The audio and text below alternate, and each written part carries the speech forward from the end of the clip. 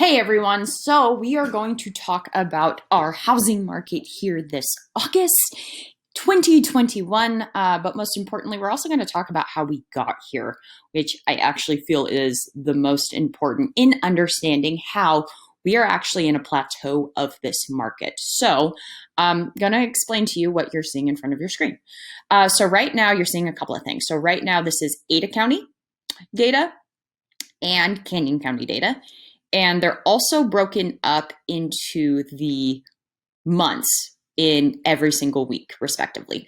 So here's January, February, and so on and so forth. I do this every week because this is actually what allows me to better educate my clients, use the data, concrete facts, but also to better explain when the market is shifting like we've seen in here in August. And if you've been following, you know that we actually started seeing a shift in March, April, and this is no shock to us, but if you're here for the first time, don't worry.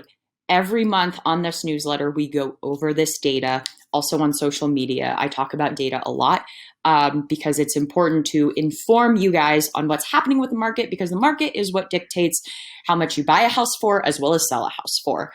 So our market has been crazy in the last year, but it's actually plateauing. So let's get into it. So let's start with what happened in 2020. So in 2020, the average appreciation of a home was 30%. So in simple math terms, if you bought a house for $350,000 in January 1st of 2020, prior to the lockdown, prior to anything happening, you bought it for $350,000 in 1 year alone, just at a 30% increase. Your equity position would have gone up $105,000. So in total, because this is add 350 to it, you can see that your home would have been estimated at value at $455,000 just in 1 year alone, which is awesome. That's just how much our market has appreciated. And that's kind of where we're at. So let's talk about what happened this year so far and how we are at this plateau in August. So we're going to talk about a number of different factors here on the data that tell the entire story. So as you can see, we have new homes the first week of January. These new homes are the homes that came on the market as brand new homes that week. Actives, those are homes that are active in the market currently, as well as price changes. Those are the ones that either gone up or down.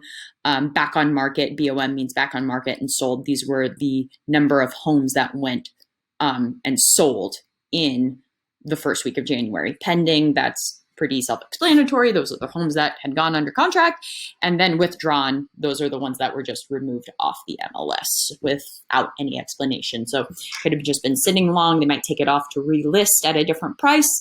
Who knows, but they're withdrawn.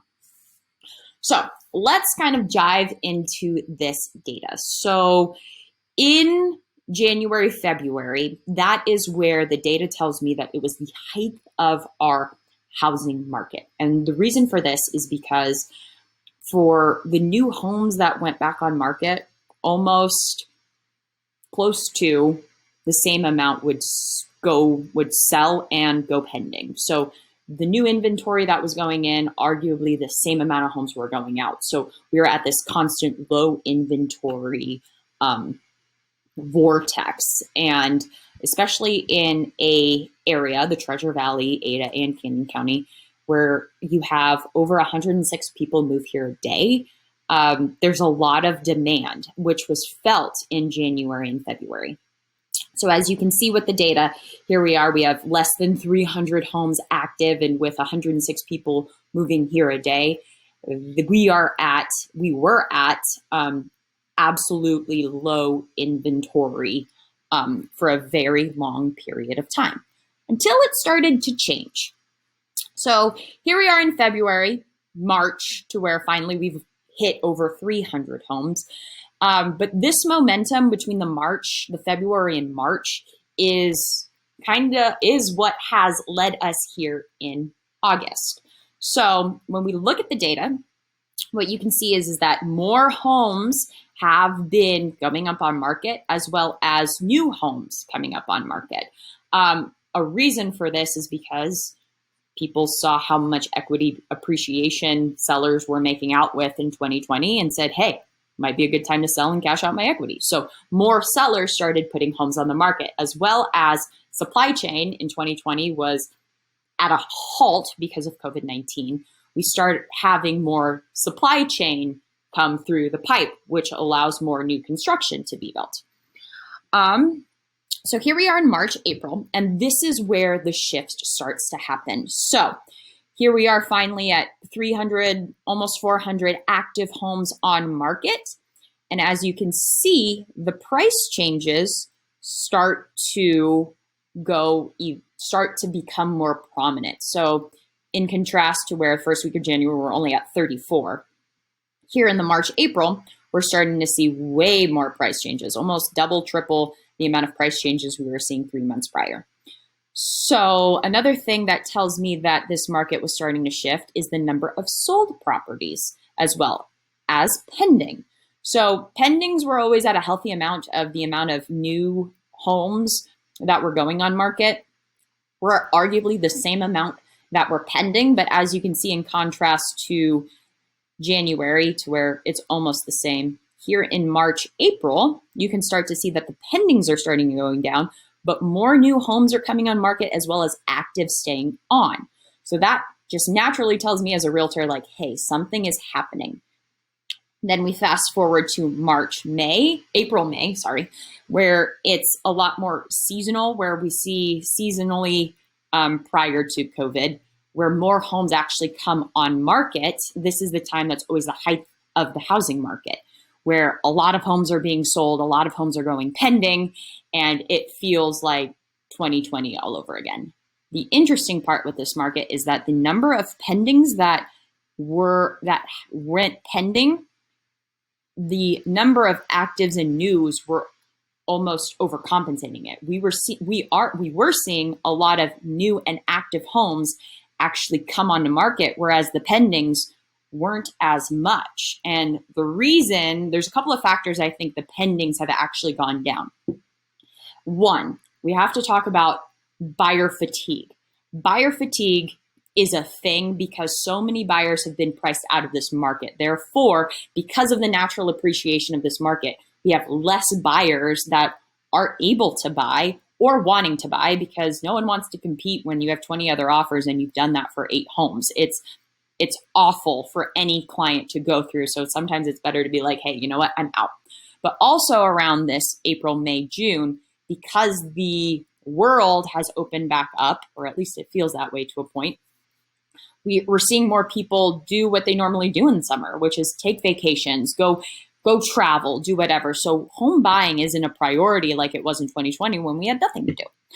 So here we are in the summer. And as you can see, the amount of pendings is still hovering less than 300, but our actives have almost tripled by this point. New homes are coming on the market crazy. And then around this May, June, what you're going to start seeing is way more price changes, because this market has been appreciating and typical realtor messaging saying, yeah, you put your house on the market, you'll get multiple offers, and in no time your home sell. Well, when buyers are fatigued, the market is starting to plateau. That logic that 90% of the realtor market is saying is not true when you're actually looking at the data. So going back to our data, here we are, we can see that the pendings are still not that high. They haven't gone up to 300, but our actives and news are starting to go up like crazy, which our inventory is starting to increase. And because that inventory is starting to increase, now you're seeing way more price changes, because with less demand in the market and still inflated prices, in order to actually sell your house, you're going to have to start doing price reductions, because buyers no longer feel that the value or the price the house is listed at is worth the value. So that leads us to here in August, to where, going off that logic, you can see our actives are now at a healthy amount. News, we're seeing way more homes come to market, but price changes tells me that most of the market is still on messaging of 2020, where the data reflects that here in 2021, that is not the case. That is also supported by the back on markets and going to the pendings, that we still have less than 300 homes go pending in a month with a healthy amount of inventory. So as inventory is increasing, the amount of pendings are staying the same. So what does this mean for everyone? I'm going to break it down into the market in total, which is that the market is at a plateau. So what does this mean for sellers and buyers? We'll start with sellers. Sellers.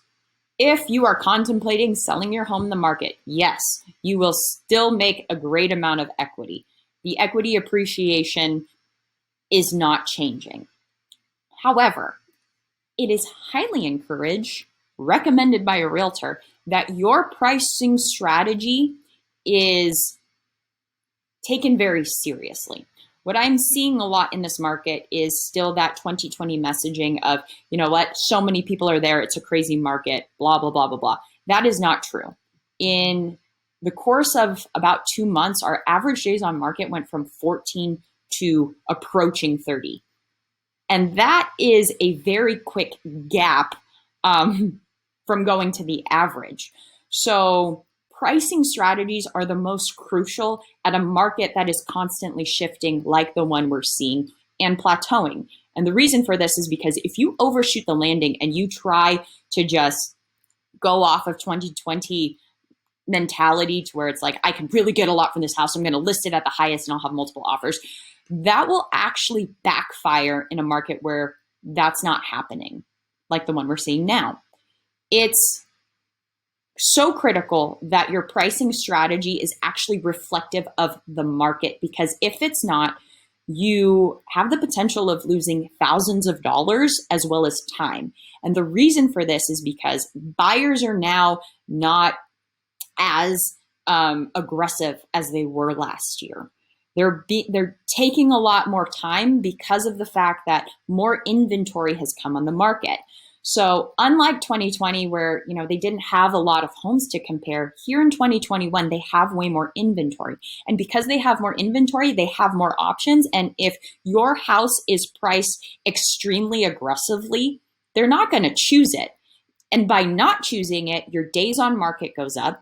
If you have a price strategy going down, that has to be mindful, because if you show 7 price reductions because you priced too high, that's not going to be a good look on your home, and you'll sit on the market longer. So a pricing strategy that's actually in line with this market is incredibly crucial. And this is why with all my clients, I sit down and talk about the data to educate them on saying, hey, this is how we're getting to your pricing strategy, because this is where the market is, not where these comps are. Sure, I can pull comps that can give you the highest value, but that's not what I'm about. My job as a realtor is to sell your house for a reasonable price in a time that allows you to get to your next phase of life.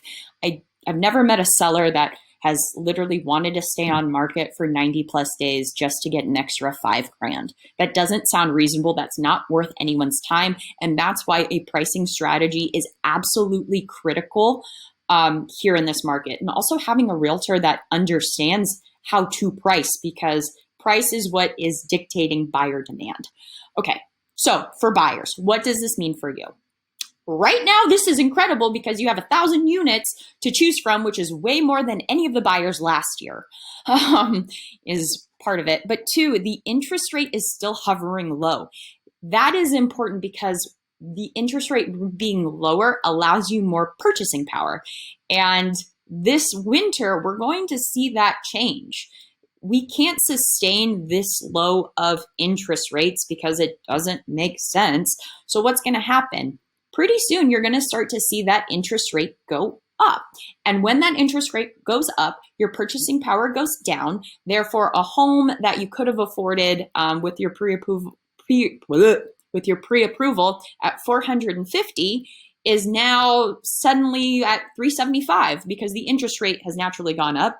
And because this is one of the fastest growing areas in the US, the growth is always going to be here. That's going to stay constant regardless of any market shift. people are still going to be wanting to buy homes. The demographic of who's buying may change, but overall, when you live in one of the most highly desirable locations in the US, people are going to come naturally.